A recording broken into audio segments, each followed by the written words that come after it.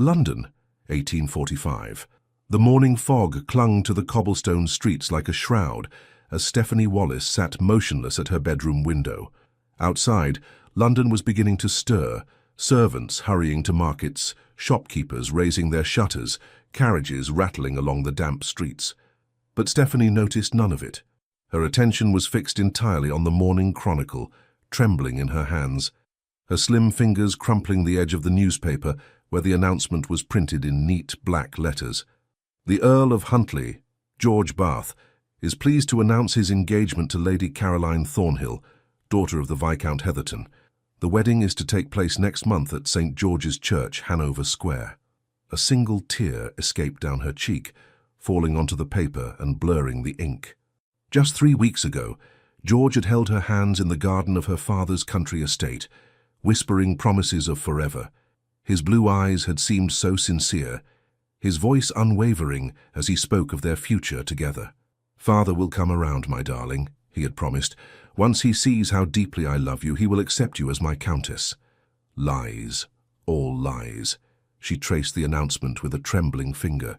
He hadn't even had the decency to tell her himself. No letter, no visit, just this cold, impersonal notice in the morning paper, as if their love had never existed at all. A soft knock at the door interrupted her thoughts. "Stephanie, dearest?" Her mother's voice was gentle. "Your father wishes to speak with you." Wiping away her tears, Stephanie smoothed her pale blue morning dress and took a deep breath to compose herself. Appearances mattered, even in heartbreak. She would not let George Bath's betrayal reduce her to a sobbing mess. "I'll be right down, Mother," she replied, proud of how steady her voice sounded. In the mirror, she assessed her reflection. At 18, Stephanie Wallis was considered a beauty, with her honey-brown hair, vivid green eyes, and delicate features. The daughter of a prosperous textile merchant, she had been raised with all the accomplishments expected of a genteel young lady, despite lacking aristocratic blood. Perhaps that had been the problem all along. She was simply not good enough for the Earl of Huntley, regardless of what he had whispered in the moonlight. Straightening her shoulders, she descended the staircase to her father's study. William Wallis was a proud man who had built his textile business from nothing. Though not aristocratic, their family had earned respect among London's merchant class, and their home in Bloomsbury reflected their prosperity without ostentation. Her father stood by the window, hands clasped behind his back, his expression solemn. He did not turn when she entered, but spoke to her reflection in the glass. "I warned you, daughter," he said without preamble. "Men like the Earl of Huntley do not marry girls like us, not when their fathers control the purse strings." Stephanie flinched.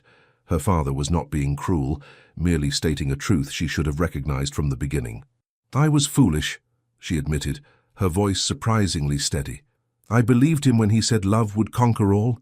Her father finally turned, his eyes softening at the sight of his daughter's dignified bearing, despite her obvious pain.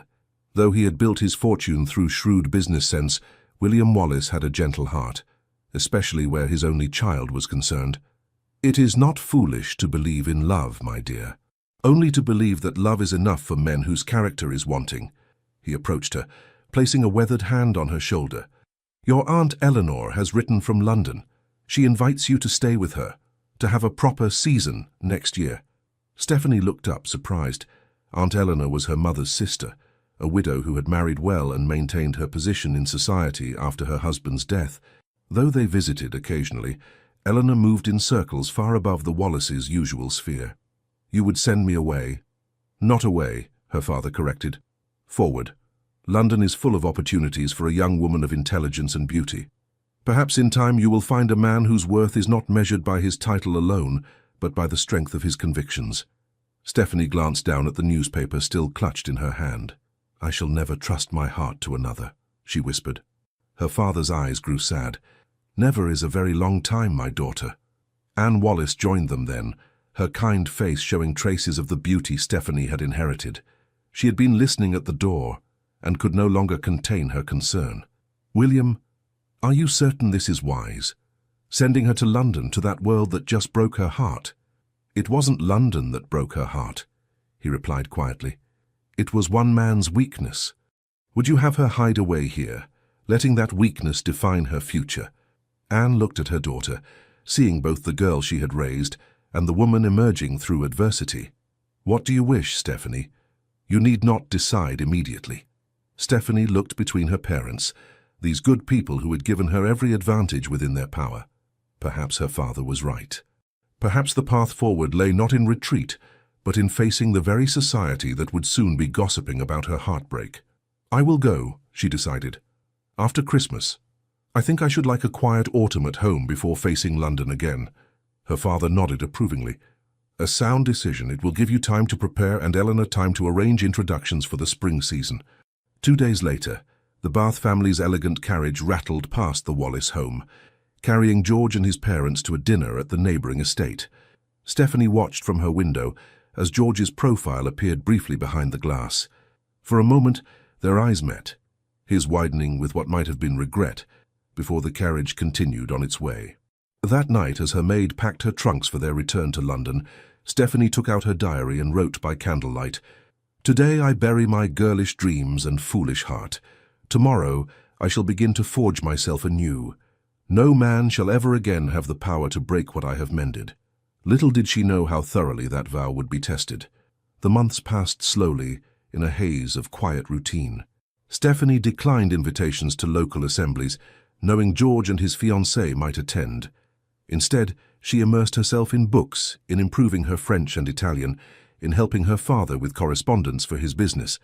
If her parents noticed how she startled whenever the mail arrived, how she scanned each delivery for a letter of explanation that never came, they did not mention it. Christmas came and went, a subdued affair compared to previous years. In January, as promised, Stephanie travelled to London with her mother, to take up residence with Aunt Eleanor, in her fashionable home in Grosvenor Square. Eleanor Harwick, née Wallace, had married a baronet who left her comfortably wealthy upon his death. Childless and with a vast social circle, she had been delighted at the prospect of launching her pretty niece into society. "My dear girl," Eleanor exclaimed, embracing Stephanie warmly when they arrived. "How lovely you've become. We shall have to order an entirely new wardrobe. Those country styles simply won't do for the season." Stephanie summoned a polite smile. "I'm grateful for your hospitality, Aunt, but I'm not certain I wish to participate fully in the season.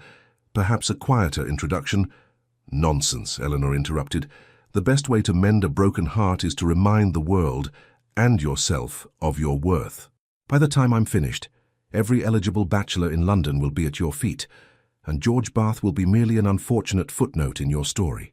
Despite her reservations, Stephanie found herself swept into a whirlwind of fittings, social calls, and instruction on the latest London fashions and customs. Eleanor proved a demanding but effective mentor, refining her niece's already considerable accomplishments until Stephanie could hold her own in any drawing room in England. "Remember," Eleanor told her as they prepared for Stephanie's first small dinner party in February, "you are entering society not as a merchant's daughter seeking elevation, but as my niece and protégée. You have nothing to prove and no one to impress. That confidence, more than any title or fortune, will distinguish you."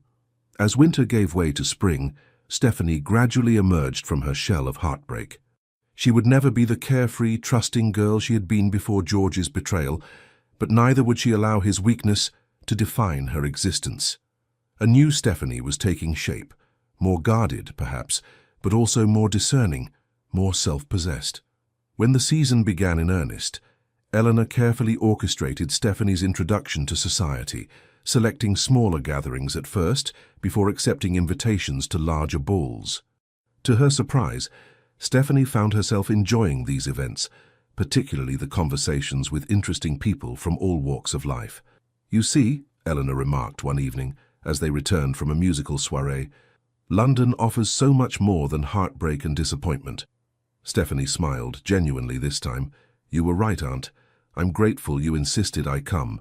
What neither of them mentioned was the whispers that sometimes followed Stephanie through ballrooms, the pitying glances from those who knew of her history with the Earl of Huntley, the speculative looks from mothers with eligible sons. London society might be diverting, but it had a long memory for scandal, however minor. So far she had managed to avoid encountering George and his new countess. The Earl and Countess of Huntley had removed to their country estate after their wedding, reportedly at the insistence of the old Earl, who was in failing health. Stephanie could only be grateful for their absence, even as she steeled herself for the inevitable meeting that must someday occur. That day came sooner than expected, at a ball hosted by the Duchess of Richmond in early May. Stephanie had just finished a dance with a pleasant young baronet when she felt it, a prickling awareness that made her turn toward the entrance. George Bath stood in the doorway, as handsome as ever in his formal attire, his golden hair gleaming under the chandeliers. Beside him was a woman Stephanie assumed must be Caroline, the new Countess of Huntly, tall, slender, with the regal bearing of one born to privilege. Stephanie froze, her practiced composure momentarily deserting her. Across the crowded ballroom, George's eyes found hers, widening in recognition and something that might have been longing.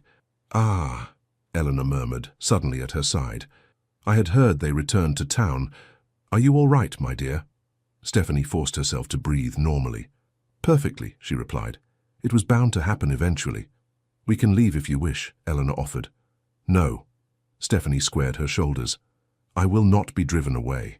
He has already taken enough from me." Throughout the evening, she was exquisitely aware of George's presence, though she carefully avoided any situation where they might be forced to interact. She danced every dance, laughed at every jest, and maintained such perfect composure that no one watching would have guessed the turmoil beneath her calm exterior. It was during a moment of respite, when she had stepped onto a secluded balcony for fresh air, that disaster struck. Stephanie. His voice, once so beloved, now sent a chill through her. She turned slowly to find George standing in the doorway, his expression a complex mix of emotions. "Lord Huntly," she acknowledged with a slight curtsy, proud of her steady voice. He winced at the formality. "Please, not that, not from you." "I'm not certain how else I should address my friend's husband," she replied evenly. George took a step toward her, then stopped as if uncertain of his welcome. "Caroline is not your friend." "No, she is not. A poor choice of words. The husband of a stranger, then. Is that what I am to you now? A stranger?" Stephanie looked at him directly, allowing herself to really see him for the first time since his betrayal.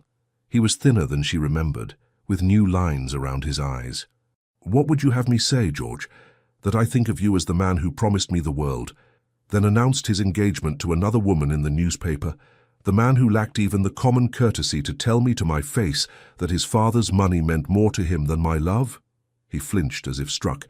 "It wasn't like that." "Then how was it?" she demanded, her composure finally cracking. "Explain it to me, for I have wondered these many months." George ran a hand through his hair, a gesture so familiar it made her heart ache despite everything.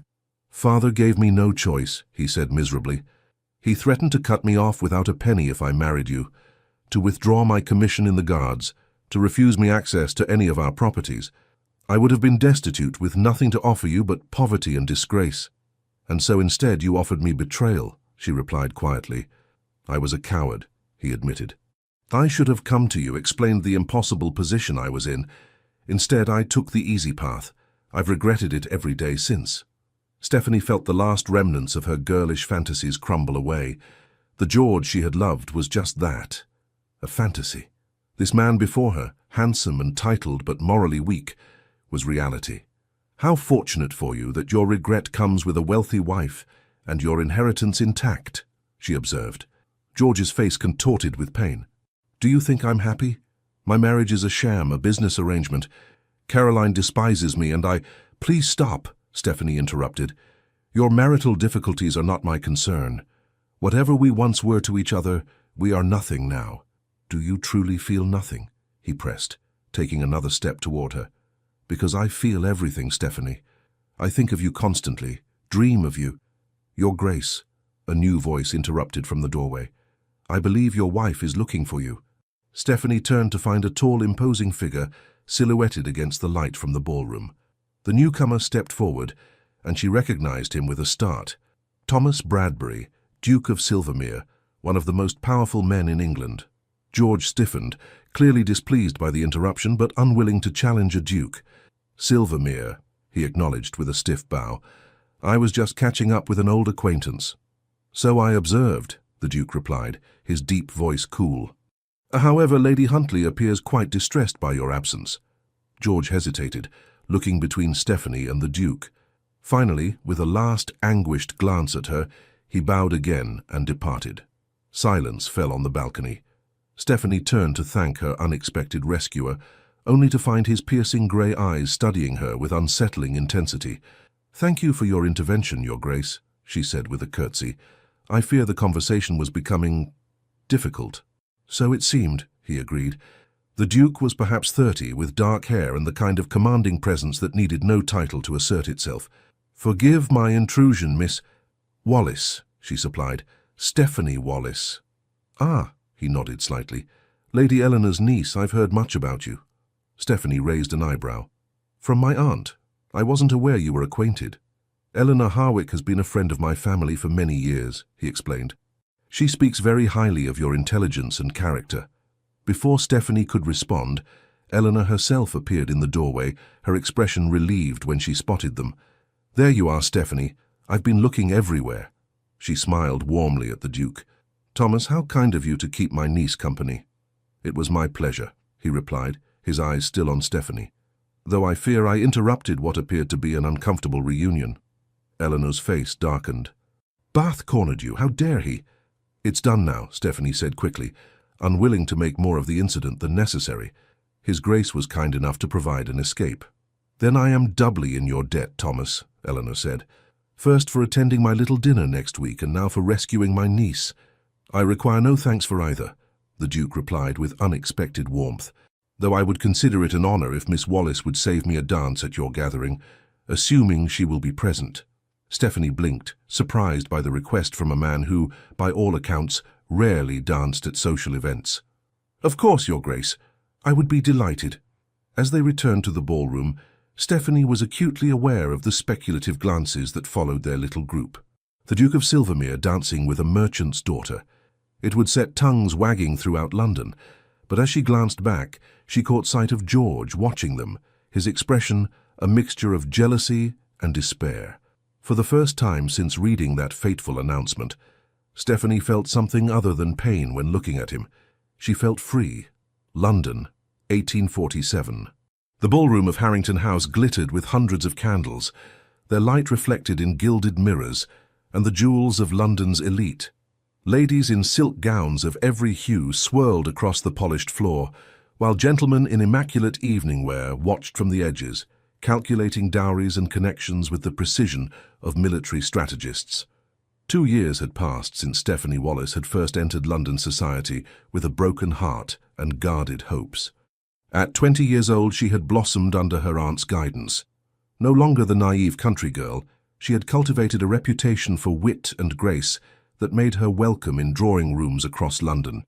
Her figure had matured into elegant curves, her honey-brown hair now styled in sophisticated coiffures that highlighted her delicate features.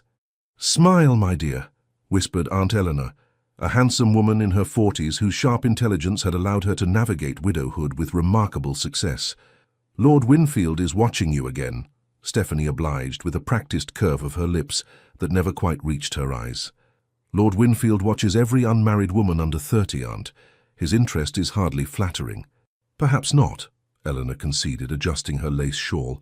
"But you might consider that not every man has such hollow promises as your Count." "He was never my Count," Stephanie corrected automatically, smoothing a non-existent wrinkle from her emerald silk gown. "And I have no interest in becoming anyone's Countess," Eleanor sighed. 2 years is long enough to mourn what never was, Stephanie. Your heart cannot remain frozen forever." "Can it not?" Stephanie murmured, accepting a glass of champagne from a passing footman. "I find it serves me rather well. I can enjoy society without the inconvenience of attachment." "That is not living, child. That is merely existing." Stephanie was saved from replying by the sudden hush that fell over the ballroom. The majordomo's voice rang out, announcing the latest arrival with a gravity reserved for only the highest ranks. "His Grace, the Duke of Silvermere." Heads turned as Thomas Bradbury, the Duke of Silvermere, entered the room. At 30, he was at the height of his powers, tall and broad-shouldered, with dark hair and piercing grey eyes that surveyed the room with cool detachment. His face might have been carved from marble, all sharp planes and aristocratic angles, softened only by the sensual curve of his mouth. "The elusive Duke makes a rare appearance," murmured Eleanor, eyebrows raised. How fascinating. They say he hasn't attended a ball in months. He attended your dinner last spring, Stephanie reminded her. The memory of their brief encounter on the balcony 2 years ago had lingered. Though the dance he had requested never materialized, the Duke had been called away on urgent business before Eleanor's dinner party. True, but that was a small private affair. For Thomas to brave the Harrington ball with half of London in attendance suggests either extreme boredom or specific interest. Stephanie observed him dispassionately as he greeted their hosts. He looks thoroughly bored already. I imagine he'll depart before supper. Such cynicism in one so young, Eleanor chided gently. The Duke is different from most of his peers. They say he personally manages his estates and has doubled their productivity. A man of substance, not merely title. How admirable, Stephanie replied, though her tone suggested otherwise.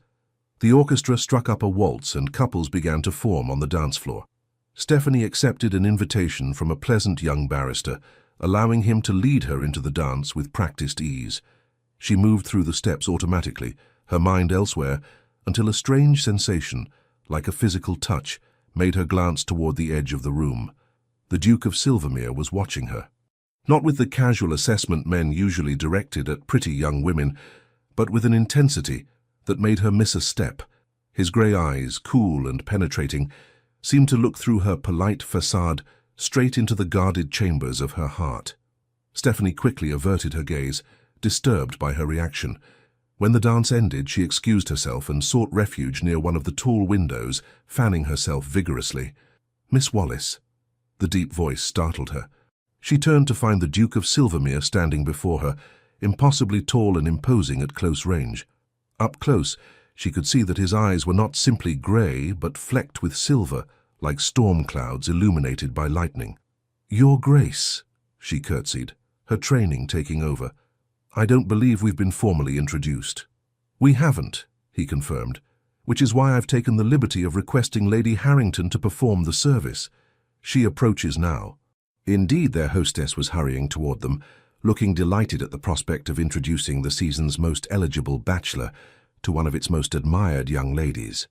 After the formalities were observed and Lady Harrington withdrew, the Duke spoke again. "You dance well, Miss Wallis." "Thank you, Your Grace, though I confess I was distracted and missed a step." "I noticed," he replied, a hint of amusement warming his stern features. "May I ask what captured your attention so completely?" Stephanie met his gaze directly.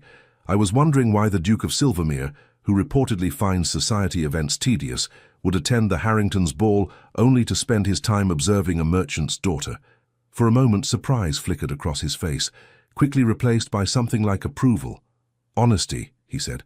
"How refreshing. Most young ladies would have simpered and claimed to be overcome by the music. I've never seen the value in simpering, Your Grace." His lips curved slightly. "Nor have I. As for your question, I came because Lady Harrington is my godmother and insisted. I observed you because you were the only person in the room who looked as though they were secretly planning their escape." Stephanie couldn't help but smile. "Was I so obvious?" "Only to a fellow conspirator," he replied, offering his arm. "Would you do me the honor of walking with me to the terrace? The air in here has become stifling." Propriety demanded she refuse. Unchaperoned walks with gentlemen, especially powerful dukes, were fodder for gossip. Yet something in his direct gaze made her place her gloved hand on his sleeve. "Briefly, Your Grace, before my aunt sends out a search party." The terrace was mercifully empty, the night air cool against her flushed cheeks. London sprawled below them, a tapestry of lights and shadows under a sky strewn with stars. The sounds of the ballroom, the music, the laughter, the constant hum of conversation faded to a distant murmur. "You're not what I expected, Miss Wallis," the Duke said after a comfortable silence. "And what did you expect, Your Grace?" She leaned slightly against the stone balustrade, studying his profile. The usual ambitious debutante, eager to secure a titled husband. Stephanie laughed, the sound surprisingly genuine. "Then you must be relieved to find me neither ambitious nor hunting for a title." He turned to face her fully, his expression serious. "On the contrary, I find myself intrigued. Lady Eleanor speaks highly of your intelligence and character. She mentioned your father's business acumen as well." "You've discussed me with my aunt?" Stephanie asked, startled. "I make it a point to know about interesting people," he replied smoothly. "And you, Miss Wallace, are decidedly interesting." Before she could respond, the doors to the terrace opened, spilling light and music into the night. A familiar figure stepped out, then froze. George Bath, Earl of Huntly, stood before them, his handsome face slack with shock as he recognized Stephanie. In the 2 years since their confrontation, they had managed to avoid more than the most cursory interactions at social events. "Miss Wallace," he stammered, "I had no idea you would be here tonight." Stephanie felt the Duke's arm tense beneath her hand, though his face remained impassive. "Lord Huntly," she acknowledged with a slight nod, proud of her steady voice despite the sudden hammering of her heart. "How is Lady Caroline?" George flinched visibly. "Well, she is, well." His eyes darted between her and the Duke. "Silvermere," he added with a stiff bow. "Bath," the Duke replied, his tone glacial. "I believe Miss Wallace and I were just returning inside." Without waiting for a response, he guided Stephanie back toward the ballroom. As they reached the doors, he leaned down slightly. "There is history between you," he stated rather than asked. "Ancient history," Stephanie replied, "and not worth revisiting." Something flickered in his grey eyes. Understanding, perhaps, or recognition of a kindred wounded spirit. "Miss Wallace," he said formally as they rejoined the crowd, "may I call upon you tomorrow? There is a matter I would like to discuss with you and Lady Eleanor." Stephanie hesitated only briefly before nodding. "My aunt receives visitors after 11, Your Grace."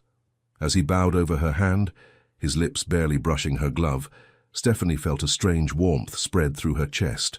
Not the giddy infatuation she had once felt for George, but something steadier, more substantial. It terrified her. Later that night, as her lady's maid helped her prepare for bed, Stephanie found herself unable to dismiss the Duke from her thoughts. Unlike most men of his rank, he had asked no probing questions about her family's fortune or connections.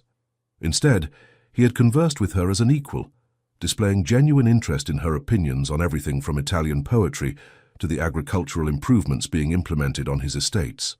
"A penny for your thoughts, miss," her maid said as she brushed out Stephanie's long hair. "You've been smiling to yourself this past quarter hour." Stephanie caught herself, schooling her features to neutrality. "Have I? I was merely reflecting on this evening's entertainment. If you don't mind my saying so, miss, you seem to enjoy yourself more than usual, especially in the company of that tall gentleman." "That tall gentleman was the Duke of Silvermere, Lucy," Stephanie corrected gently. "And a lady never discusses her admirers with her maid." Lucy smiled knowingly. "Of course, miss, though if he calls tomorrow, as you expect, shall I press your blue morning dress? It brings out your eyes something wonderful." Stephanie couldn't help but laugh. "Yes? Very well. The blue dress it is." After dismissing her maid, Stephanie stood at her bedroom window, gazing out at the sleeping city. For 2 years, she had guarded her heart behind walls of ice, determined never again to be vulnerable to the kind of pain George Bath had inflicted. She had received and refused 4 proposals of marriage in that time, each from respectable gentlemen who offered security and position. What then was it about Thomas Bradbury that made her walls seem suddenly less impregnable? "It is mere curiosity," she told herself firmly. "Nothing more." Yet as she finally drifted to sleep, it was the Duke's storm-grey eyes and unexpected smile that followed her into her dreams. The Duke of Silvermere was a man of his word. At precisely 11 o'clock the next morning, his magnificent carriage arrived at Eleanor's townhouse on Grosvenor Square. From her position near the drawing-room window, Stephanie watched him descend. Tall and commanding even in morning dress, his movements possessing the natural grace of a man completely at ease with his power. "Stop staring, dear," Eleanor chided, though her eyes twinkled with amusement. "One might think you were actually interested in our visitor." Stephanie stepped quickly away from the window. "I was merely ensuring it was indeed his grace and not some other caller. With that carriage, those matched greys are unmistakable, as is the Silvermere crest." Eleanor adjusted a vase of flowers with practiced precision. "Now, remember what I told you. The Duke is not like other men. He values directness and abhors the usual social games." "I am perfectly capable of carrying on a conversation without resorting to games, Aunt," Stephanie replied, smoothing her blue dress, which, she had to admit, did complement her complexion admirably. When the butler announced the Duke, both women rose to greet him. Stephanie was struck again by his commanding presence. how the spacious drawing room seemed suddenly smaller with him in it. Lady Eleanor, Miss Wallis. He bowed to each of them in turn, his eyes lingering a moment longer on Stephanie. Thank you for receiving me at such short notice. Eleanor gestured to a chair. Do sit down, Thomas. Such formality among friends is unnecessary. His eyebrows rose slightly at the word friends, but he took the offered seat. Stephanie noted that unlike many aristocrats who lounged in chairs as if they owned them, the Duke sat with the alertness of a man accustomed to attending to business rather than pleasure. I've come to invite you both to Silvermere Court, he announced without preamble. I'm hosting a small house party next week. 2 weeks in the countryside would be a pleasant change from London's heat. Eleanor looked delighted. How thoughtful. But surely your invitation list was completed ages ago. We wouldn't wish to inconvenience you. No inconvenience, he assured her, his eyes finding Stephanie's. In fact, the party was conceived only last night, with Miss Wallis specifically in mind. Stephanie nearly choked on her tea. I beg your pardon? You mentioned once enjoying horsemanship, he continued smoothly. Silvermere boasts some of the finest riding country in England. I thought you might appreciate the opportunity. When did I mention horsemanship? She asked, genuinely confused. A hint of a smile played at his lips. At the Winthrop Musicale, 3 weeks ago, you spoke of missing your father's stables. The fact that he had remembered such a casual comment, made during a brief conversation weeks before, was both flattering and unsettling. Your Grace, she began carefully, while I appreciate the invitation, we would be delighted, interrupted Eleanor firmly. Wouldn't we, Stephanie?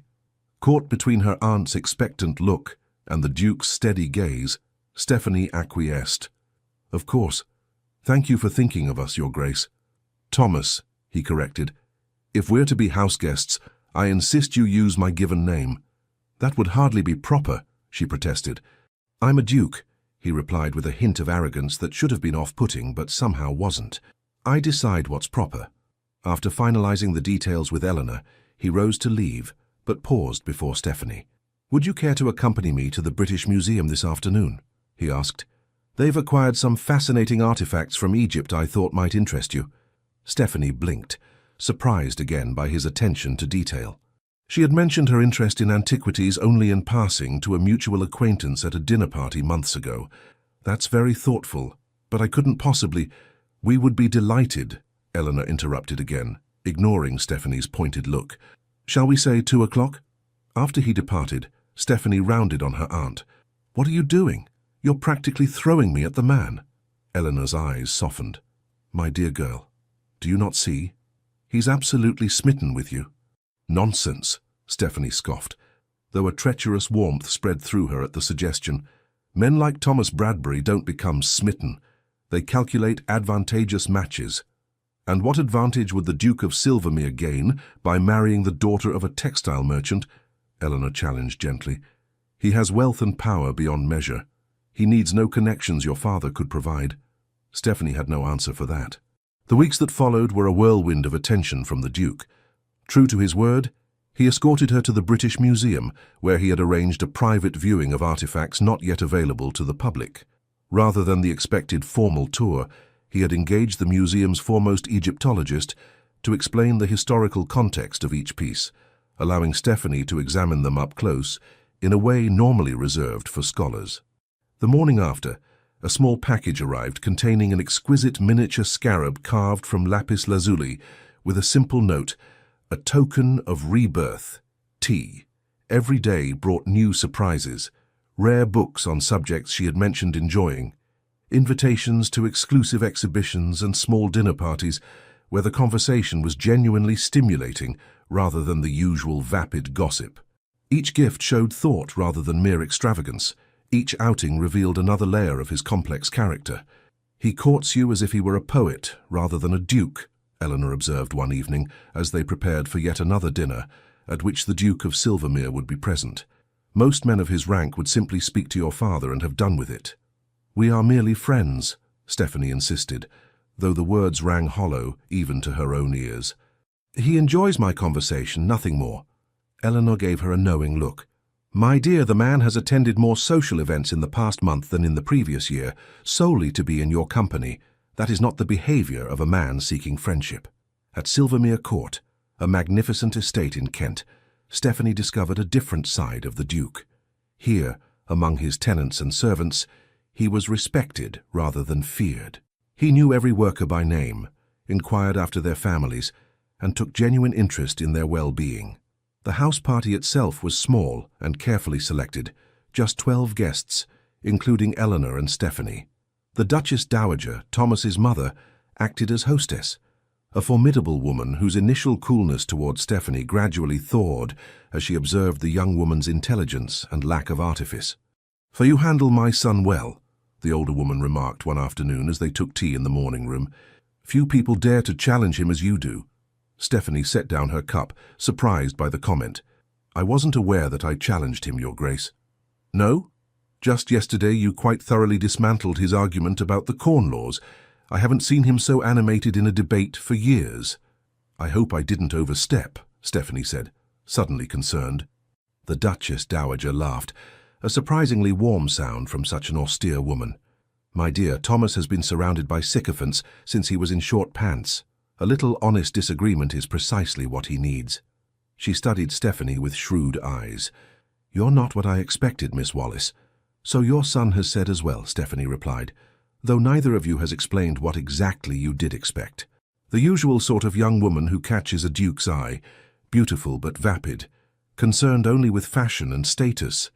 The Duchess sipped her tea thoughtfully. "Instead, he brings home a merchant's daughter who reads Greek and discusses agricultural reforms with more intelligence than most members of Parliament."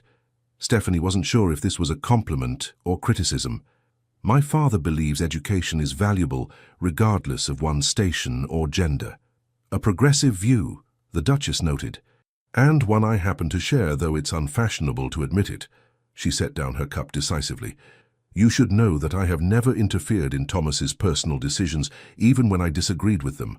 I will not start now, but I will say this. If my son has chosen you, then he has chosen wisely." On their daily rides across the rolling countryside, Thomas revealed more of himself: his childhood, his strict father, his dreams for improving his estates and the lives of those dependent on him. Stephanie found herself sharing her own hopes and fears in return, dropping the guarded persona she had cultivated since George's betrayal. "My title gives me responsibility, not just privilege," he told her, as they rested their horses atop a hill overlooking the vast Silvermere lands. "Each of these families depends on my good stewardship." "You care for them," Stephanie observed, watching as he gazed across his domain with genuine concern rather than proprietary pride. "I do my duty," he corrected, though his expression softened. "Just as I will do my duty to provide an heir." Stephanie's heart inexplicably clenched at the mention of his future marriage and children. She turned away, pretending to adjust her riding habit. "Your future Duchess will be fortunate indeed to share such a legacy." Thomas dismounted and approached her horse, looking up at her with an intensity that made her breath catch. "I've been looking for her for a long time," he said quietly. "Someone with intelligence, compassion, and strength. Someone who sees beyond the title to the man beneath." Before she could respond, hoofbeats approached, and a stable boy appeared with an urgent message. The moment passed, but Stephanie found herself thinking of his words late into the night. It was during the final week of their stay that disaster struck. A grand ball had been planned to close the house party, with neighbors from across the county invited. Hours before the guests were to arrive, a messenger came galloping up the drive with news that sent the household into chaos. Lord and Lady Huntley were among the expected guests, and they had already departed for Silvermere. "I had no idea they were invited," Stephanie gasped when Eleanor delivered the news. "I cannot face him, not here, not now." "Thomas would never have invited them knowingly," Eleanor assured her. "Lord Huntley's cousin is married to the local magistrate. They must have been included on his list." Stephanie paced her chamber, panic rising. "I should plead illness." A knock interrupted her, and Thomas himself entered after Eleanor's acknowledgement. In his riding clothes, with his dark hair tousled by the wind, he looked less like a duke and more like a medieval warrior. Dangerous and thrillingly unpredictable. "I've just been informed of the guest list oversight," he said without preamble, his expression grave. "Stephanie, I would never deliberately cause you distress. Say the word and I'll have it announced that the ball is postponed due to an urgent matter requiring my attention in London." Stephanie stared at him, stunned by the offer. "You would disappoint over 100 guests to spare my feelings. I would do far more than that," he replied simply. In that moment, something within her shifted. This man, who commanded one of the oldest dukedoms in England, who could silence a room with his presence alone, was offering to upend his carefully planned event, risking gossip and inconvenience, solely for her comfort. "No," she decided, straightening her shoulders. "We will not postpone. I have nothing to be ashamed of, and I will not hide." Thomas smiled, a real smile that transformed his austere features. "You continue to surprise me, Stephanie Wallace." That evening, she wore her finest gown, a creation of deep blue silk that made her eyes appear even greener. As she descended the grand staircase to join the receiving line beside Thomas and Eleanor, whispers rippled through the assembled guests. The Duke of Silvermere had placed Miss Wallace in the position typically reserved for the lady of the house. When the Earl and Countess of Huntly were announced, Stephanie felt Thomas's hand at the small of her back, a subtle, steadying presence. George's eyes widened when he saw her standing beside the Duke, while Caroline's lips thinned with displeasure. "Lord Huntly, Lady Huntly," Thomas greeted them coolly. "May I present Miss Stephanie Wallace, my special guest?" George's bow was stiff. "We are acquainted." "Indeed," Thomas replied, his tone deceptively light. "How fortunate, then, that you'll have much to discuss. Though I fear Miss Wallace's dance card is quite full this evening." Throughout the evening, Stephanie was aware of George watching her, his eyes following her movements with naked longing as she danced with Thomas, laughed with his friends, and charmed the local gentry. Caroline, too, observed her with increasing resentment, particularly when the Duchess Dowager engaged Stephanie in a lengthy conversation, treating her with a deference rarely shown to those outside the aristocracy. Later, as Thomas led her through a waltz, Stephanie caught glimpses of George watching them, his expression a mix of regret and something darker. "He's staring," she murmured. "Let him," Thomas replied. "Let him see what he was fool enough to discard." The evening progressed smoothly until supper, when Stephanie found herself momentarily alone in the gallery, having stepped away to admire a particularly fine landscape. The sound of footsteps made her turn, expecting Thomas, but instead, George Bath stood before her. "Stephanie," he began, his voice low and urgent. "Please, allow me a moment." She raised her chin. "Lord Huntly, I don't believe we have anything to discuss." "I was wrong," he blurted. "So terribly wrong. Not a day passes that I don't regret my choice." "Your choice?" she repeated.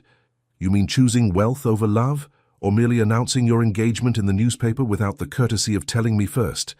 He flinched. "I was a coward. Father threatened to cut me off without a penny." "And now you have both title and fortune," she interrupted, "while Lady Caroline has a husband who pines for another woman. How fortunate you both are." George stepped closer, his familiar scent bringing unwelcome memories. "My marriage is empty, Stephanie. Caroline and I are strangers who share a name and nothing more. She has her diversions. I have my regrets." "Neither of which concern me," Stephanie replied, though her voice trembled slightly. "Don't tell me you feel nothing," he pressed. "I see how you avoid looking at me, how you tense when I enter a room. Those are not the reactions of indifference." "You mistake aversion for passion, my lord." "Do I?" He reached for her hand. "Or does the great Duke know he's receiving damaged goods, a heart that still belongs to another?" Stephanie jerked away as if burned. "How dare you? Is there a problem?" Thomas's voice, cold as steel, cut through the tension.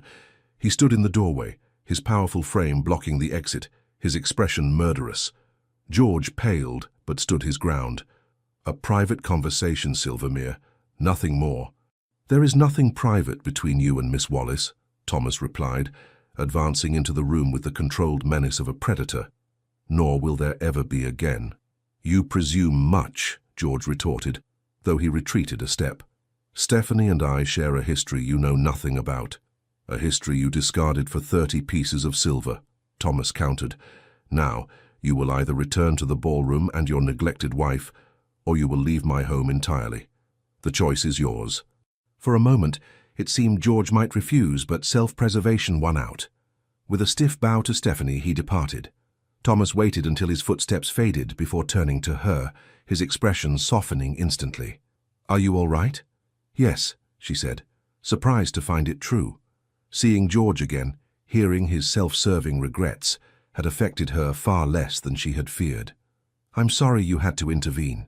"I'm not," Thomas said firmly. "I've wanted to put Bath in his place since the moment I learned what he did to you." Stephanie looked up, startled. "You know?" "Eleanor told me everything," he admitted. "I wanted to understand why someone with your warmth and intelligence guards her heart so fiercely. And now you do," she said quietly. "Now you understand why I cannot, why I will not risk such pain again." Thomas took her hands in his touch gentle despite the strength evident in his frame. "Stephanie Wallace," he said softly, "if you believe Thomas Bradbury resembles George Bath in any way, then I have failed completely in showing you who I am." "It's not about who you are," she whispered. "It's about who I am, a merchant's daughter beneath your station, someone society will never accept as your equal." "Society?" Thomas scoffed. "What has society ever created or built? What valleys has it made fertile? What innovations has it sparked? Men like your father who build and create, they are worth 10 of the idle aristocrats who fill my ballroom." He lifted her chin with gentle fingers. "I am the Duke of Silvermere. I bow to no one's expectations save my own, and I have never, in 30 years, wanted anything or anyone as much as I want you." Stephanie's heart thundered in her chest. "What are you saying?" "I'm saying that I love you," he replied simply. "I love your mind, your spirit, your compassion. I love how you challenge me, how you see the man behind the title. I'm saying that if you'll have me, I want to spend my life proving that not all men are fools like George Bath." Tears pricked at Stephanie's eyes. "Thomas, you don't need to answer now," he said gently. "Take all the time you need. I've waited 30 years to find you. I can wait a little longer for your heart to heal." He pressed a kiss to her forehead, chaste, reverent, then offered his arm. "Shall we return to our guests? I believe this dance is mine." As they re-entered the ballroom, whispers spread like wildfire at the sight of the Duke of Silvermere, gazing at Stephanie Wallace, as if she were the only woman in the world. News of the Duke of Silvermere's apparent infatuation with Miss Stephanie Wallace spread through London society like wildfire. By the time they returned to the city, speculation was rampant about whether the realm's most eligible bachelor had finally been captured. The ton divided neatly into factions, those who found the romance charming, primarily the younger set and progressives, and those who considered it a shocking misalliance, led by mothers with eligible daughters and staunch traditionalists. Stephanie found herself the object of intense scrutiny wherever she went, with invitations flooding in from hostesses eager to witness the courtship firsthand. "You've become quite the sensation," Eleanor observed as they sorted through the day's post, which contained no fewer than 12 invitations. "I haven't seen such excitement since the Prince Regent took up with Mrs. Fitzherbert." Stephanie wrinkled her nose. Hardly a comparison to inspire confidence. Their relationship was a scandal, and ended in marriage, despite the odds, Eleanor pointed out. "Though I dare say Thomas is far more decisive than poor Prinny ever was." George Bath was not the only one disturbed by these developments. Caroline, Countess of Huntly, had harboured ambitions of eventually securing a connection to the Silvermere dukedom through her younger sister. The prospect of a merchant's daughter, particularly one her husband had once courted, gaining the position she coveted for her family, was intolerable. "The girl is making a spectacle of herself," Caroline declared to her circle of friends over tea. "Throwing herself at a duke, as if Silvermere would ever seriously consider someone of her background." Stephanie, entering Hyde Park for an afternoon stroll with Eleanor, overheard these words as she passed Caroline's group. She faltered momentarily, colour rising in her cheeks. Eleanor squeezed her arm supportively. "Pay them no mind, dear. Jealousy makes women cruel." "It isn't jealousy that concerns me," Stephanie replied quietly. "It's truth. Thomas may believe himself immune to society's expectations, but a duke marrying a merchant's daughter would cause a scandal."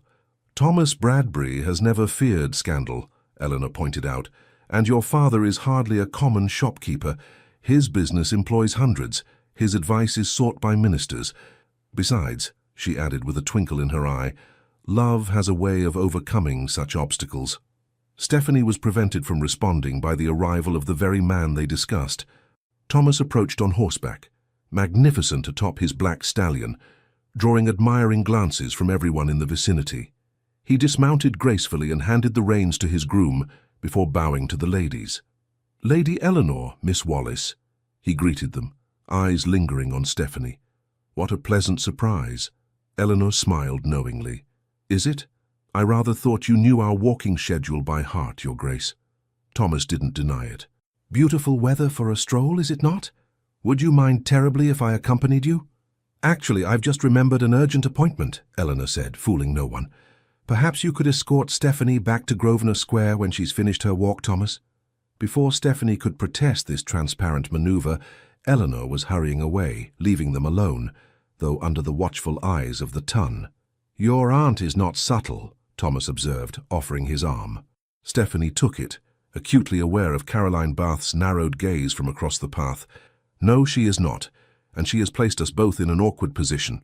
They began walking along the path, trailed at a discreet distance by Thomas's groom and Stephanie's maid. "I don't find your company awkward in the slightest," Thomas replied. "In fact, these past 3 days without seeing you have been interminable." "You exaggerate," she chided gently. "Surely the affairs of your vast estates kept you occupied." "They kept my hands occupied," he corrected. "My mind was entirely elsewhere." Stephanie felt warmth spread through her chest at his words, even as she tried to maintain her composure. "Thomas, we're being watched. Lady Huntley and her friends are positively gloating at this indiscretion." Thomas glanced over his shoulder at the group of women, his expression hardening. "Caroline Bath's opinion means less than nothing to me." "But it should matter to you what society whispers," Stephanie insisted. "A duke must consider his position, his legacy." Thomas stopped walking, turning to face her fully. "Do you know what legacy truly matters to me, Stephanie? Not ancient titles or crumbling castles. It's the character of the man who bears the name Bradbury. My father taught me that a duke who bows to society's petty constraints is no leader at all." His grey eyes held hers with fierce intensity. "I have watched you these past weeks. I've seen your kindness to my servants, your genuine interest in my tenants' welfare. I've witnessed your sharp mind and sharper wit. Everything I've learned has only confirmed what I knew the moment I saw you. You are the woman I want by my side, the only woman worthy of being my Duchess." Stephanie's heart pounded painfully. "Thomas, please." "I know you're afraid," he said softly. "Bath hurt you deeply. But I am not him, Stephanie. I would never choose anything, money, title, approval over you." A commotion behind them interrupted the moment. George Bath was approaching rapidly, his face flushed with what appeared to be drink, though the hour was early. Caroline rose from her bench, alarm evident in her expression. "Bradbury!" George called, loud enough to draw the attention of every passer-by. "A word, if you please." Thomas stepped slightly in front of Stephanie, his posture protective. "Lord Huntley." "I suggest you lower your voice. You're making a scene." George laughed bitterly. "A scene, rich coming from you. The entire ton speaks of nothing but your infatuation with my—" He caught himself, but not before Stephanie's face paled. "Your what, exactly?" Thomas's voice was dangerously soft. "Choose your next words with extreme care, Bath." Caroline hurried to her husband's side, grasping his arm. "George, you're unwell. We should return home." He shook her off. "Not before His Grace understands what he's involving himself in." George turned to Stephanie, his eyes pleading. "Tell him, Steph. Tell him how we planned our future together before my father's interference." Stephanie lifted her chin. "That was a lifetime ago, Lord Huntley. I was a different person then, naive enough to believe promises whispered by moonlight." "I never stopped loving you," George insisted, his voice breaking. "Even now, seeing you with him, it's torture." Caroline inhaled sharply, her face contorted with humiliation. Thomas stepped forward, his control visibly slipping. "You dishonor your wife and yourself, Bath. Leave now, while you still can." "Or what?" George challenged, emboldened by drink and desperation. "Will the great Duke call me out? Over a merchant's daughter?" The words had barely left his lips when Thomas's fist connected with his jaw, sending him sprawling onto the path. Gasps erupted from the gathering crowd. "Thomas!" Stephanie cried, horrified. He stood over George, breathing hard. "Get up, Bath, get up so I can knock you down again." Caroline rushed to her fallen husband, throwing a venomous glance at Stephanie. "This is your doing," she hissed. "You've destroyed my marriage for your ambitions." "Enough!" Thomas's command silenced everyone. He turned to his groom. "Jenkins, please escort Lord and Lady Huntley to their carriage."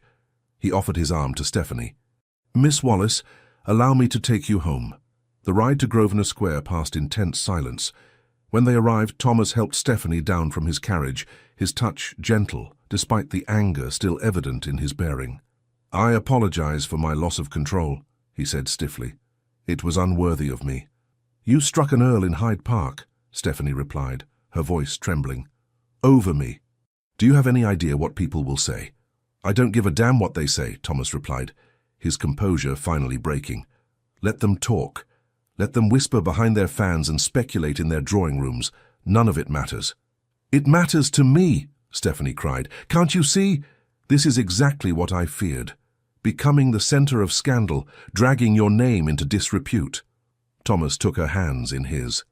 "Stephanie, listen to me. Society's memory is short, and its opinions fickle. Next week, some other scandal will replace ours. What endures is what we build together." "And what is that exactly?" she asked, tears threatening. "A life," he answered simply. "A partnership of equals, regardless of birth. I'm asking you to be my wife, Stephanie. My Duchess, the mother of my children, the keeper of my heart." Stephanie stared at him, overwhelmed. "You're proposing? Now? After what just happened? Now? Tomorrow? Every day for the rest of our lives, if necessary?" He dropped to one knee there on her aunt's doorstep, heedless of the servants and passers-by watching in astonishment. "Stephanie Wallace, I love you with every fiber of my being. Will you do me the great honor of becoming my Duchess?"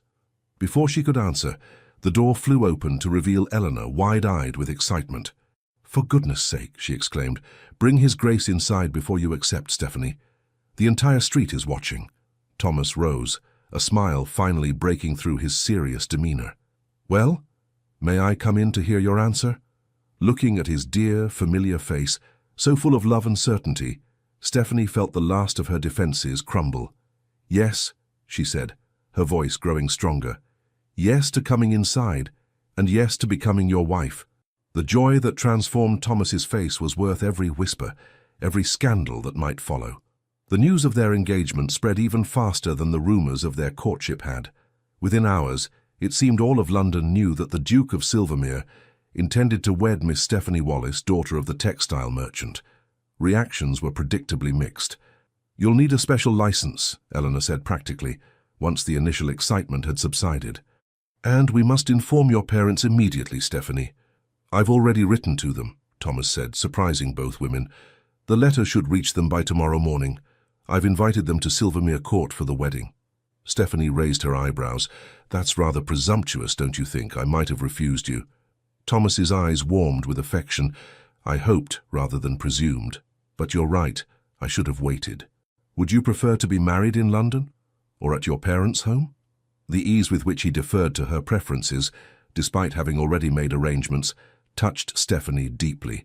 This was a man accustomed to command, yet willing to yield for her comfort. "Silvermere is perfect," she assured him, "though I fear 2 weeks is hardly enough time to prepare for a duchess's wedding." "We can wait if you wish," Thomas offered. "Though I confess the thought of a lengthy engagement holds little appeal," Eleanor laughed. 2 weeks is quite sufficient. The wedding need not be large, family and close friends only. The real challenge will be preparing Stephanie for her role as Duchess." Thomas shook his head. "Stephanie needs no preparation. She already possesses every quality essential for the position."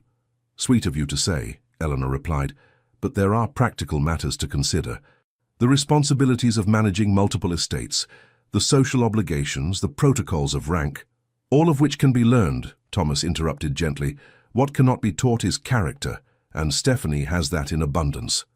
The days that followed were a whirlwind of activity. Letters arrived from Stephanie's parents expressing their delight and promising to arrive at Silvermere the following week.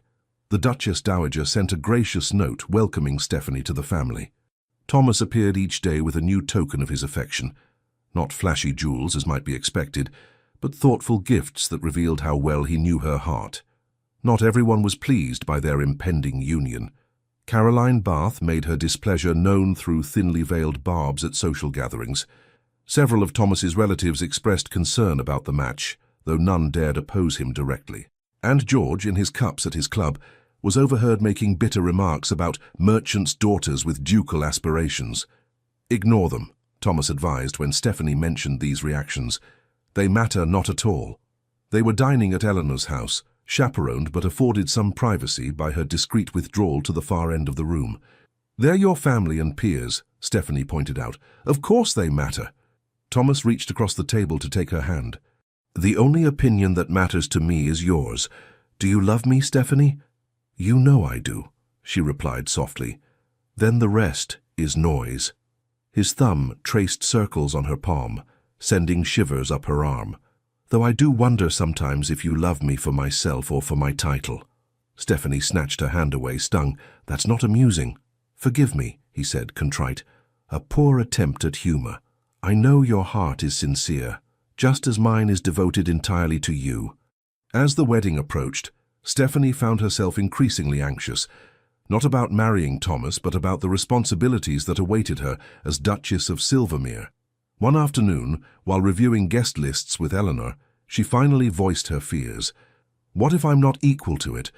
What if I embarrass him or fail at some crucial duty?" Eleanor set down her pen. "My dear, do you think Thomas hasn't considered this? He's the most meticulous man I know. If he didn't believe you capable, he wouldn't have asked you. But managing an estate like Silvermere is a skill like any other," Eleanor finished for her, "and one you'll master quickly, knowing your intelligence. Besides, duchesses aren't made overnight. You'll have time to grow into the role. And if the ton never accepts me, if they always see me as an upstart, a merchant's daughter who reached above her station." Eleanor's expression softened. "Some will, it's true. There will always be those who resent you, for your beauty, for capturing Thomas, for ascending to a position they believe should have gone to one of their daughters. But the only opinion that truly matters is Thomas's. Do you love him enough to weather those storms together?" Stephanie considered the question seriously. "I do," she said finally. "I love him enough to face anything, even the scorn of society." "Then you'll make a splendid duchess," Eleanor declared. "Now about these invitations." 3 days before they were to depart for Silvermere, disaster struck from an unexpected quarter. Stephanie was reading in Eleanor's drawing room when the butler announced Lady Caroline Bath. "Show her in," Stephanie said, setting aside her book and rising to greet her unexpected visitor. Caroline swept into the room, impeccably dressed as always, her beautiful face set in haughty lines. "Miss Wallace," she acknowledged with the barest nod. "Lady Huntley," Stephanie returned coolly. "This is an unexpected pleasure." "Let us dispense with pleasantries," Caroline replied. "I've come on a matter of some delicacy." Stephanie gestured to a chair. "Please, be seated." Caroline remained standing. "I prefer to stand. What I have to say won't take long." She drew a deep breath. "You must break your engagement to the Duke of Silvermere." Stephanie blinked, certain she had misheard. "I beg your pardon?" "Break your engagement," Caroline repeated. "End this farce before it goes any further." "And why would I do that?" Stephanie asked, amazed at the woman's audacity. Caroline's perfect composure slipped slightly. "Because George is destroying himself over you. Because our marriage is in shambles. Because he drinks himself into oblivion every night, murmuring your name in his sleep." Stephanie stared at her, genuinely shocked. "Lady Huntley, I am truly sorry for your marital difficulties, but they have nothing to do with me. They have everything to do with you." Caroline's voice rose. "He never loved me. He married me for my fortune while pining for you, and now you flaunt your happiness with the Duke before him, driving him further into despair." "That's not true," Stephanie protested. "I've avoided Lord Huntley at every turn. If he suffers, it's from the consequences of his own choices." Caroline laughed bitterly. "How convenient to absolve yourself. Tell me, do you love the Duke, truly love him? Or is he merely your revenge on George, the ultimate prize to throw in his face?" "How dare you?" Stephanie said quietly, anger rising. "My feelings for Thomas are none of your concern. And if you think for one moment that I would break his heart to ease your husband's conscience, you're sorely mistaken." Caroline's face hardened. "Then you leave me no choice." She reached into her reticule and withdrew a small packet of letters. "Do you recognize these?" With a sinking feeling, Stephanie did. They were the letters she had written to George during their courtship, foolish, passionate declarations of love from a naive girl of 18. "Where did you get those?" she whispered. "George kept them," Caroline replied, a cruel smile playing at her lips. "Hidden in his desk. I found them months ago. She fanned the letters like cards. Such ardent sentiments, Miss Wallis. What would the Duke think if he read them? If all of London read them? Stephanie felt the blood drain from her face. You wouldn't. Wouldn't I? You've taken everything from me. My husband's heart, my dignity, my future. Why should I spare yours? For a long moment they faced each other in silence, two women in love with different men, bound by circumstance and mutual enmity. What do you want? Stephanie finally asked. I told you, end your engagement. Leave London, return to whatever provincial backwaters spawned you and never darken our lives again. Stephanie's mind raced. The letters, while embarrassing, contained nothing truly scandalous, just the innocent outpourings of first love. Yet in the hands of someone like Caroline, they could be wielded as weapons, used to hurt Thomas or to cast doubt on Stephanie's character. You have until tomorrow, Caroline continued, replacing the letters in her reticule. If I don't hear of your broken engagement by then, copies of these will be in every drawing room in Mayfair.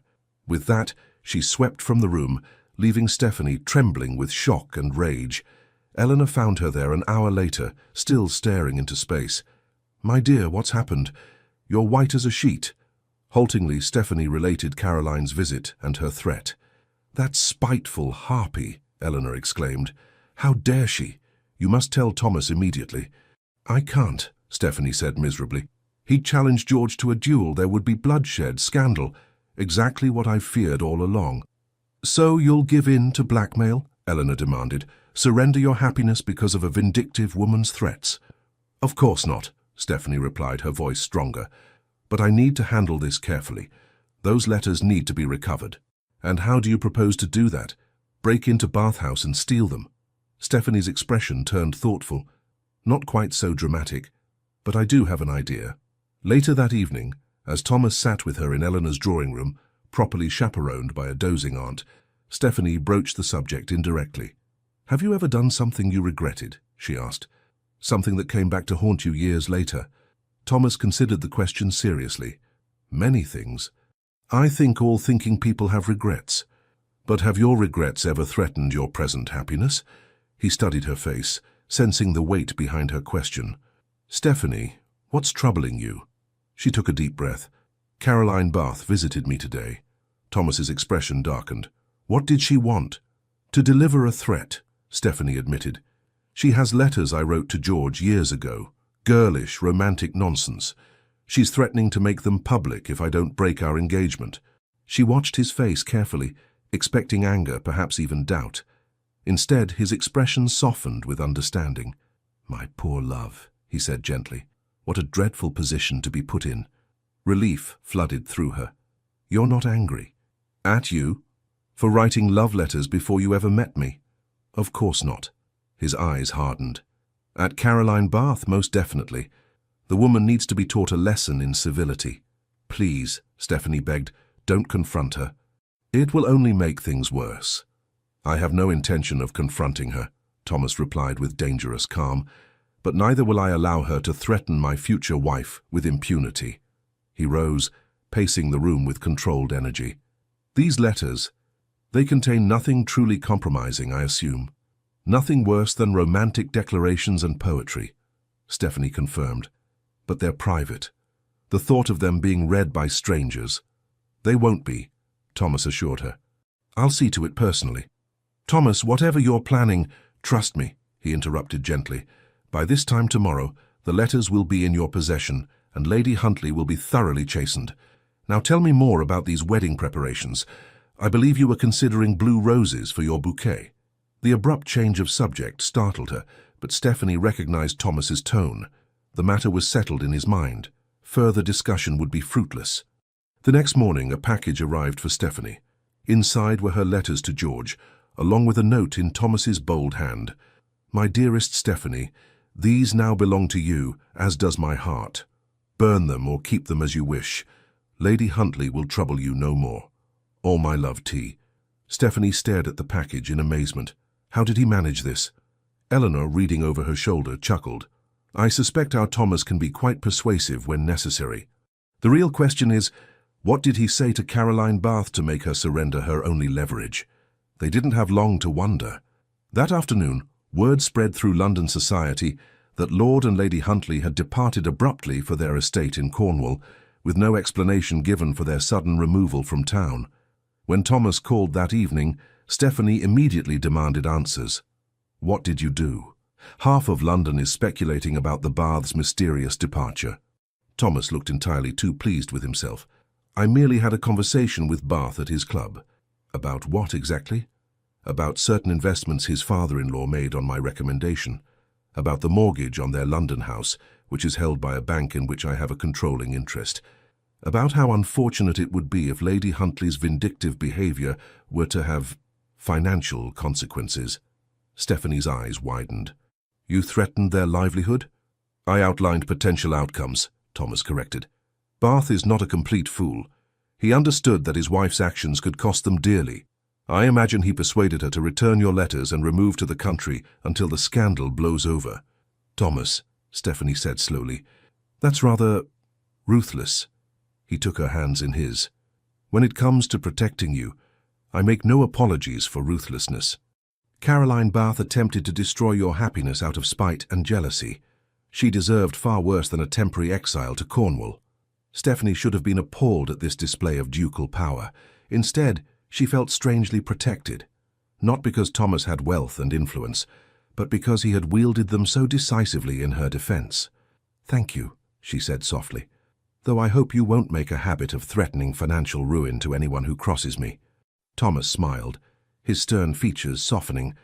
Only in the most extreme circumstances, I promise. He kissed her hands. Now, shall we discuss happier matters? Your father's letter arrived today. They'll be at Silvermere by Tuesday.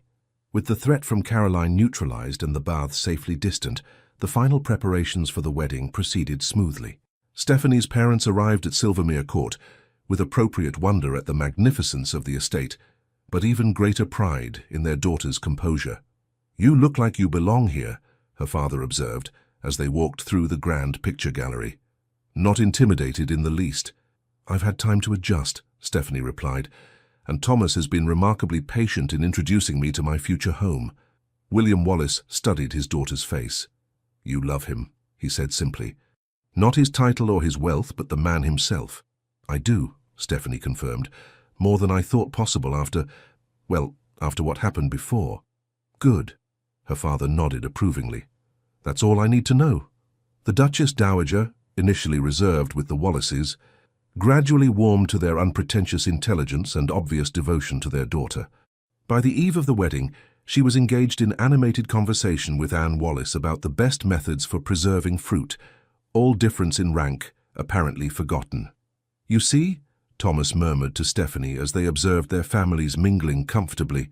This is what matters, not the gossip of strangers, but the bonds between those we love.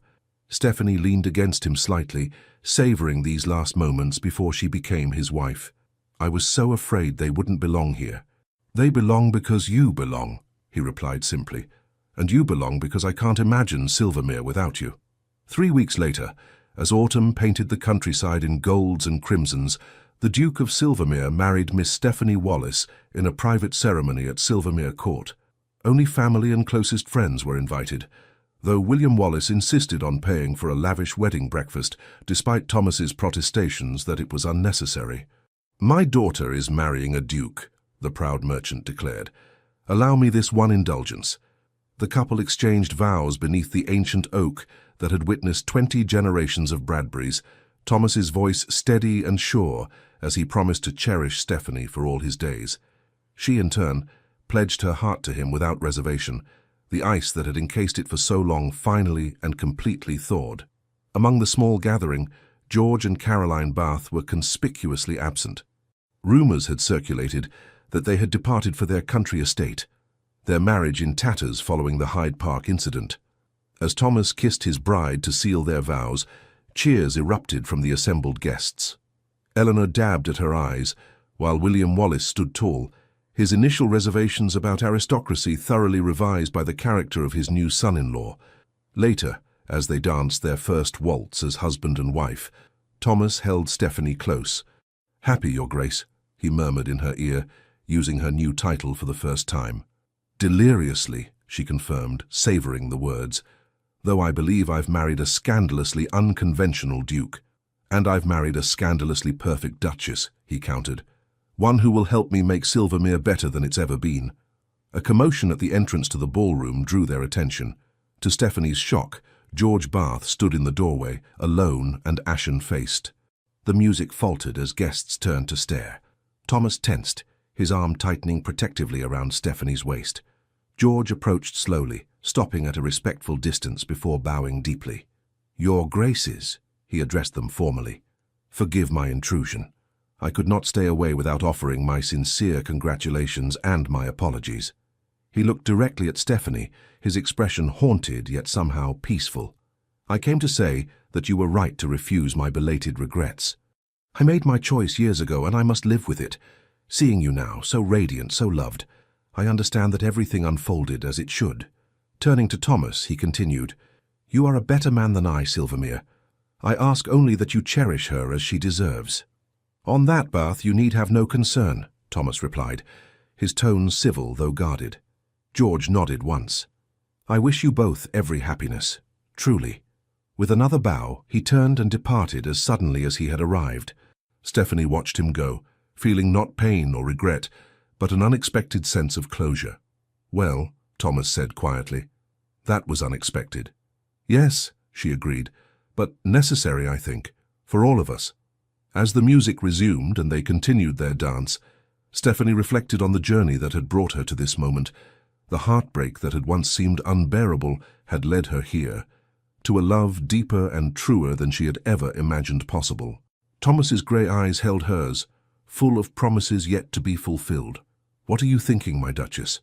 Stephanie smiled up at the man who had chosen her above all else, above convention, above expectation, above the weight of centuries of tradition.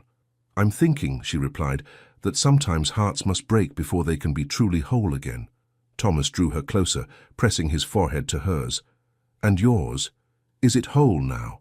"More than whole," she whispered. "It's yours. Completely and forever." The early days of the Duchess of Silvermere's marriage were not without challenges. Though Thomas's immediate family had accepted Stephanie without reservation, certain relatives and peers made their disapproval known through subtle snubs and pointed remarks. At her first dinner as hostess at Silvermere House in London, Lady Rockingham, a distant cousin of Thomas's, deliberately addressed her as Miss Wallis throughout the evening. When corrected, she affected surprise. "Oh dear, how forgetful of me. It's just so difficult to remember all these recent changes." Thomas, overhearing, had intervened with lethal politeness. "Perhaps at your age, Cousin Agatha, memory becomes unreliable. Should you find such lapses occurring frequently, I recommend consulting Sir William Harvey. I understand he's made remarkable progress in treating the infirmities of advancing years." Lady Rockingham, not yet 60 and vain about her appearance, had turned an unflattering shade of purple. "You shouldn't antagonize her," Stephanie murmured when they were alone. "She has considerable influence in certain circles." "Let her use it then," Thomas replied dismissively.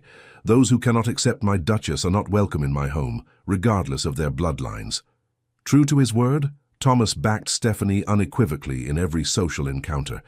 When the Duchess of Montrose failed to include Stephanie in an invitation to a musical evening, Thomas not only declined, but returned all subsequent invitations from the Montroses unopened. When Lord Essex made a thinly veiled reference to tradesmen's daughters at a dinner, Thomas challenged him to clarify his meaning with such cold fury that the older man stammered an apology and departed early. "You cannot fight every battle for me," Stephanie told him after that incident. "Some of this I must weather on my own." "Must you?" Thomas asked, genuinely curious. "Why?" "Because I need to establish myself as the Duchess of Silvermere, not merely as your protected wife," she explained. "Those who respect only your power will never truly accept me." Thomas considered this, then nodded slowly. "You're right, of course. But know that while I may not intervene, I am always watching, and I never forget a slight to those I love." Stephanie soon discovered that she had natural allies beyond her husband. The younger members of society, less bound by traditional prejudices, found her refreshing. Several influential dowagers, bored with the usual social climbers, declared her a breath of fresh air. And Thomas's mother, the Duchess Dowager, proved an unexpected champion. At a particularly grand ball hosted by the Countess of Harewood, an old friend of the Duchess Dowager's, Stephanie overheard a group of matrons discussing her in barely hushed tones. "Merchant's daughter or not, she has Thomas Bradbury wrapped around her finger," one commented. "I've never seen him so besotted." "It won't last," another predicted. "These misalliances never do. Once the novelty wears off, he'll regret marrying beneath him." "I wonder if she trapped him somehow," a third speculated. "There was that scandalous business in Hyde Park with the Earl of Huntly." "Ladies," the Duchess Dowager's voice cut through their gossip like a blade, "I find it curious that you speak with such authority on matters you know nothing about." The women turned, mortified to find Thomas's mother standing behind them. "Your Grace," the first woman stammered. "We were just demonstrating precisely why new blood is so desperately needed in our circles," the Duchess Dowager interrupted. "My daughter-in-law may come from trade, but she possesses something far more valuable than ancient lineage: character. Perhaps if your daughters had shown similar qualities, one of them might have captured my son's interest." With that devastating observation, she swept away, leaving the matrons speechless. When she related the incident to Stephanie later, the younger woman was touched almost to tears. "You needn't have defended me," she said. "I'm growing accustomed to such talk." "Nonsense," the Duchess Dowager replied briskly. "One should never grow accustomed to ill-breeding. Besides," she added with a rare smile, "I've waited 30 years to see my son genuinely happy. I'll not have small-minded gossips undermine that happiness." Gradually, through a combination of Thomas's unwavering support, her own natural dignity and strategic alliances, Stephanie established herself as a duchess to be reckoned with. She applied her intelligence to mastering the complexities of managing multiple estates, her father's business acumen proving invaluable in understanding the financial aspects of Thomas's vast holdings. Under her guidance, Silvermere Court's neglected gardens were rejuvenated. She established a school for the tenants' children, insisting on modern educational methods rather than the rote learning common in such institutions. She reviewed the estate accounts personally, identifying inefficiencies and implementing improvements that increased both productivity and the well-being of those who worked the land. In London, she carefully selected charitable endeavours that aligned with her values rather than merely following society's fashionable causes. Her patronage of a hospital for women and children in the East End raised eyebrows initially, but her practical approach to improving conditions there soon earned respect even from her critics. "You're making quite a reputation for yourself," Thomas observed proudly after one particularly successful fundraising event. "Lady Jersey actually asked for your opinion on her new charitable foundation. I believe that constitutes acceptance at the highest level." Stephanie laughed. "Lady Jersey recognizes a useful ally when she sees one, but yes, I do feel less like an interloper these days." "You never were an interloper," Thomas corrected gently. "You were always exactly where you belonged, by my side." Their personal happiness deepened as they settled into married life.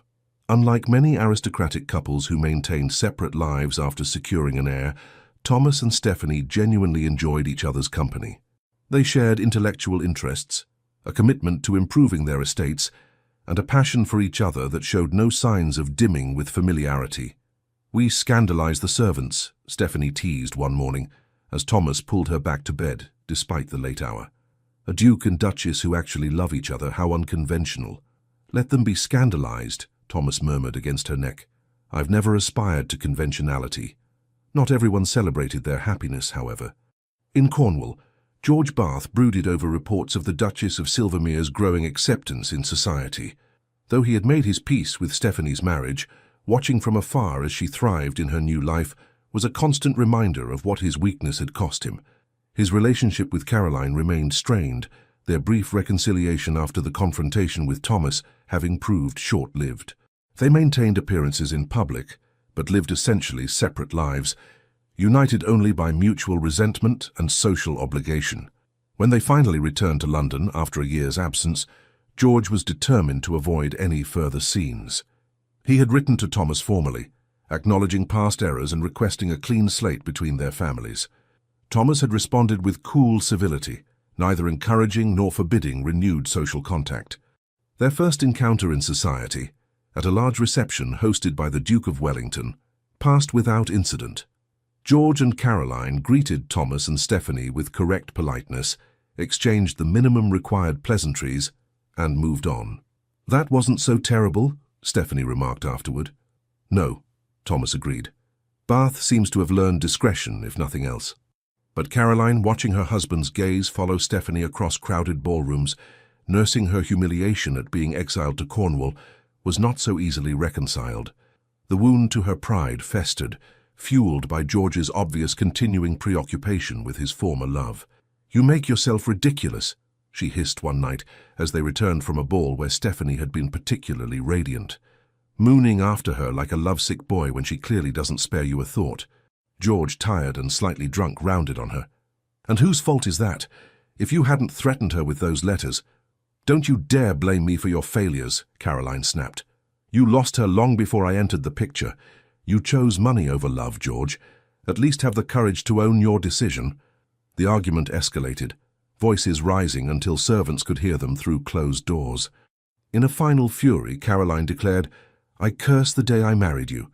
"Not half as much as I do," George retorted viciously. The next morning, Caroline was gone. A brief note informed George that she had returned to her parents' home and would not be coming back. She requested that he not attempt to contact her. Alone in his London house, George faced the ruins of his life with grim clarity. He had sacrificed true love for wealth and position, only to lose both his fortune, much diminished by poor investments and excessive spending, and his self-respect.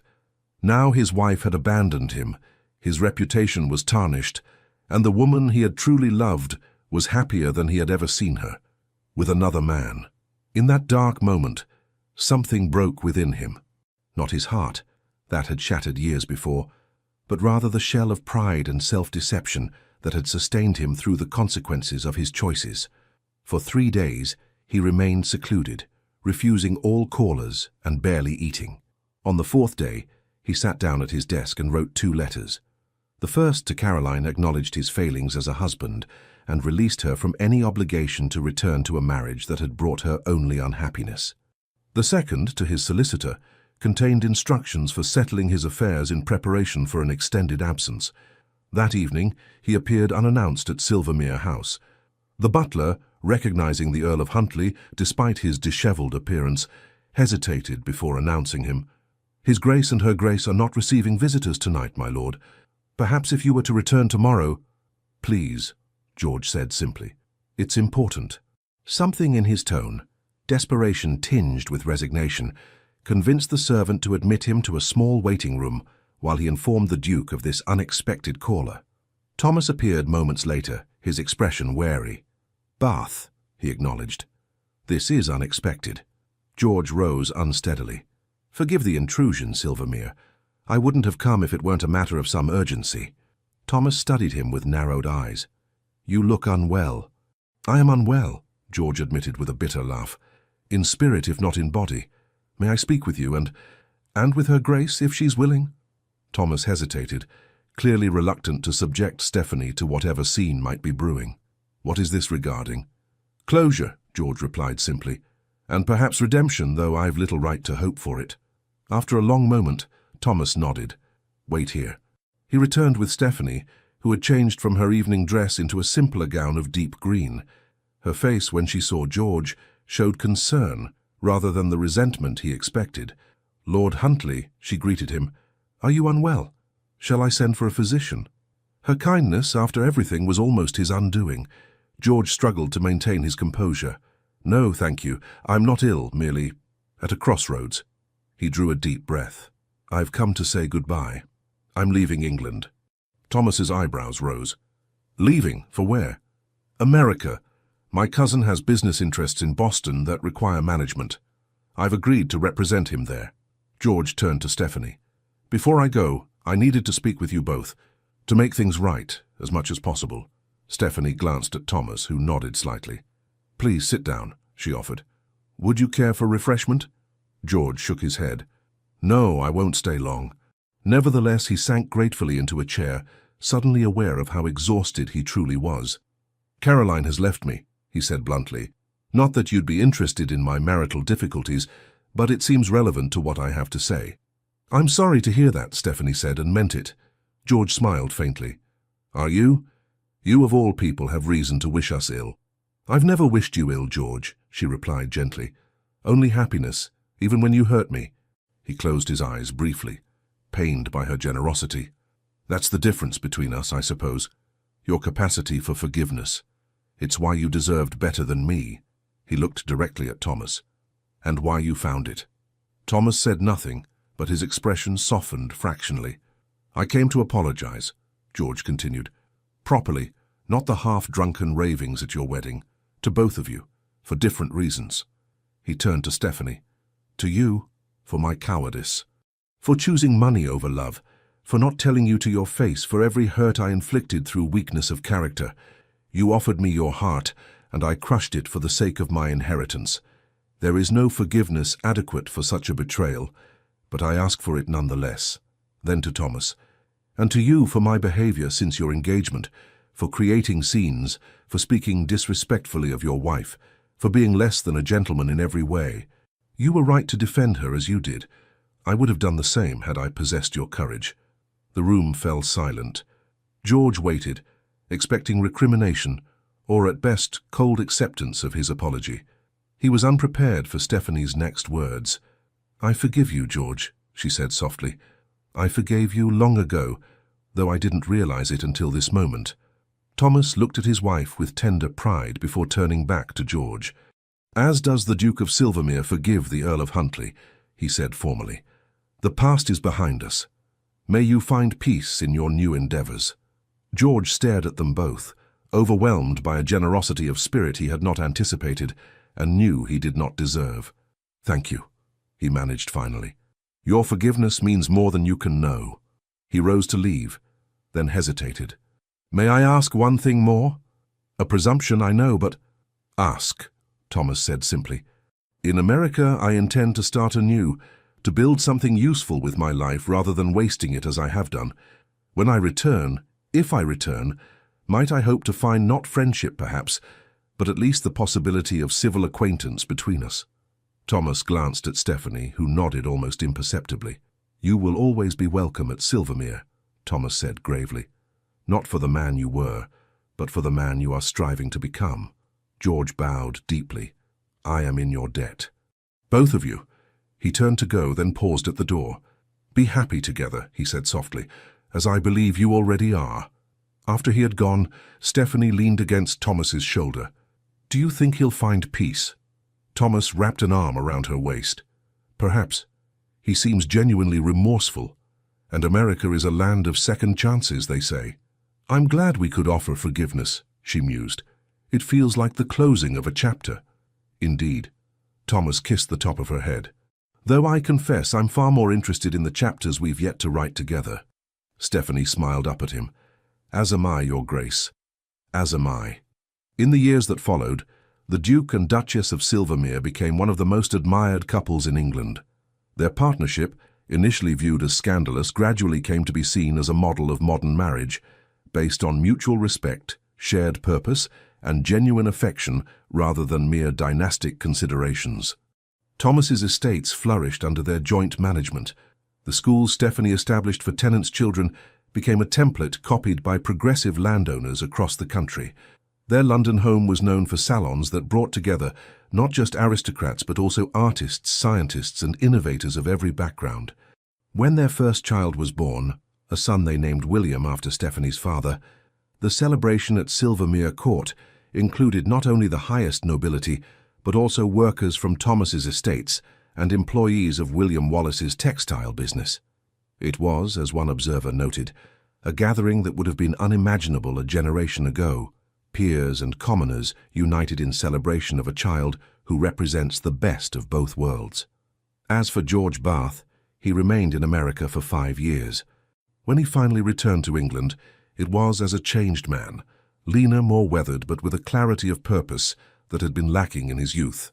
He had built a successful shipping business in Boston and reconciled with Caroline, who had eventually joined him there after their initial separation. True to his word, Thomas received them at Silvermere when they came to pay their respects. The meeting between the two couples was initially awkward, but gradually eased into something approaching comfortable acquaintance. Not friendship. Too much had passed between them for that, but a civil relationship built on mutual respect and shared history. "He seems genuinely happy," Stephanie observed after the Baths had departed. "As does Caroline, surprisingly." "America agreed with them, it seems," Thomas replied. "Perhaps they needed to escape the constraints of English society to find their way back to each other. Much as we defied those same constraints to find our way to each other," Stephanie pointed out with a smile. Thomas pulled her close, his grey eyes warm with the love that had only deepened over the years. "The best decisions often require courage, my Duchess. Fortunately, you've never lacked for that." Stephanie rested her head against his chest, listening to the steady beat of his heart. "Nor have you, my Duke. Nor have you." In the end, the story of the merchant's daughter who became a duchess was not merely a romantic tale of crossed social boundaries. It was a testament to the power of true character over artificial distinctions, of genuine love over societal expectations. The Duke of Silvermere had indeed chosen Stephanie over everything, over tradition, over convenience, over the prejudices of his class. And in doing so, he had gained not just a wife but a partner, not just a duchess but a soulmate. And Stephanie, who had once vowed never again to trust her heart to any man, had found in Thomas Bradbury the courage to love completely and without reservation. The walls she had built around her heart after George's betrayal had not merely been breached, they had been transformed into the foundations of something far stronger, a love that would endure long after both of them were gone, remembered in family stories, in the improvements they had made to their lands and the lives of those who depended on them, and in the changing attitudes of a society gradually learning that true nobility lay in character rather than bloodline. As Thomas had promised on that long-ago day in Hyde Park, their love had indeed outlasted scandal, outlived gossip, and outshone every difficulty placed in its path. The Count had broken her heart for money, the Duke had chosen her over everything, and in the end both had found exactly what they deserved. The end. Dear listener, when darkness settles and the house grows quiet, stories like Thomas and Stephanie's remind us of a simple truth. No clock determines when our best moments arrive. You've lived enough to know false promises. You've seen enough to spot authentic gold among life's trinkets. That wisdom? It's your crown. Tonight, rest knowing this.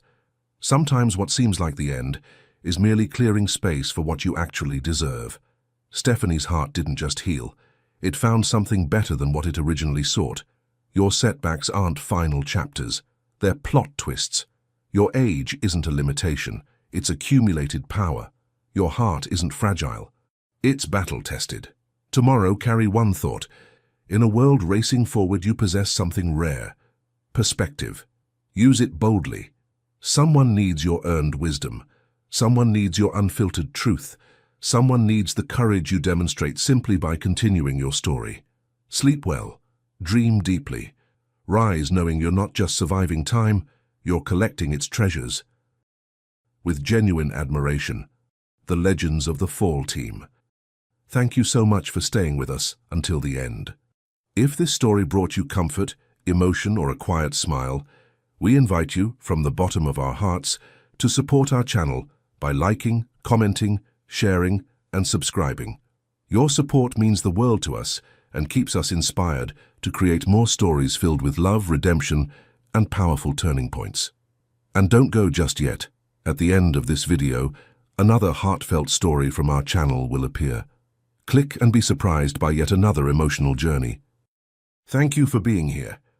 The Legends of the Fall team.